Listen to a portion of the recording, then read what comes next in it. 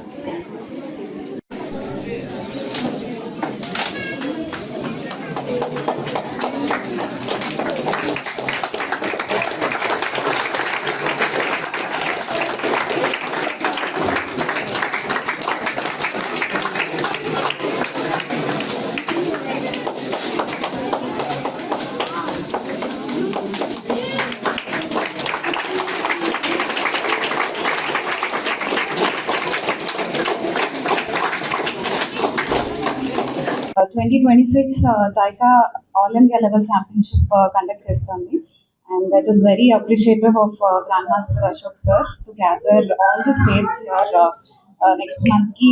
I hope all the children will be participating and andarki sir police varu konచెం ముందుకు రాసు కోరుకుంటూ please welcome police department.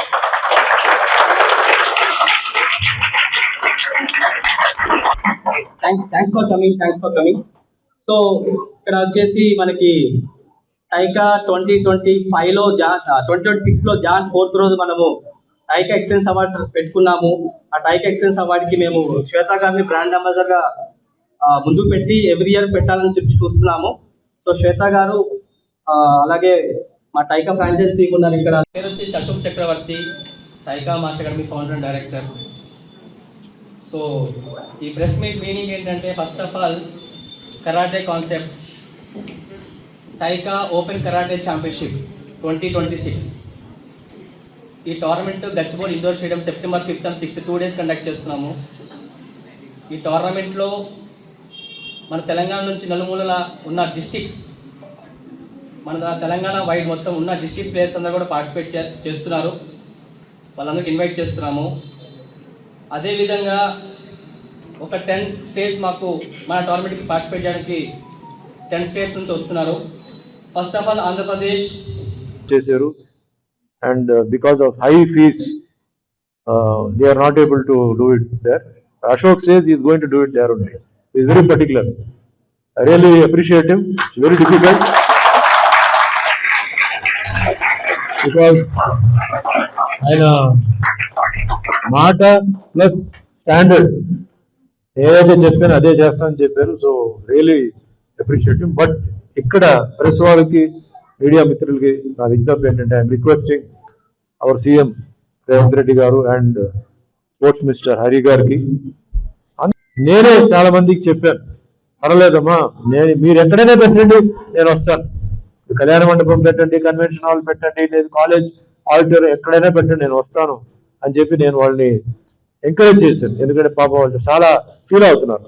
So it's personal humble request that please make a note and రేట్లను తగ్గించి కొంచెం వాళ్ళని రేట్ని తగ్గించి వీళ్ళు చేయడానికి కొంచెం చేయండి. I'm requesting all people, please cooperate.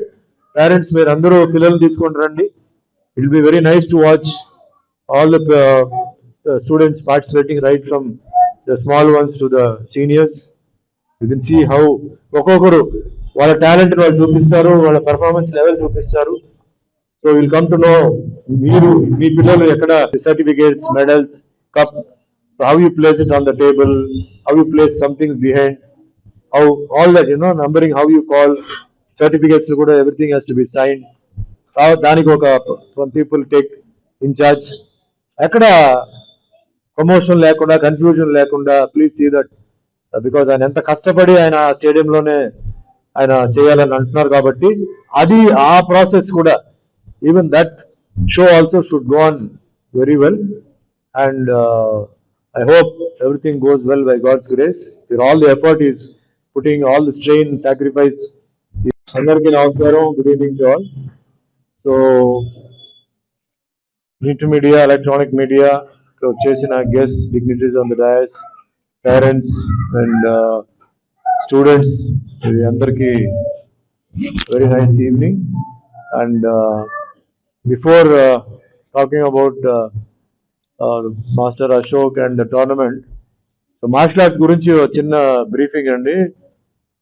So according to my ఇది నా 50th year in martial arts.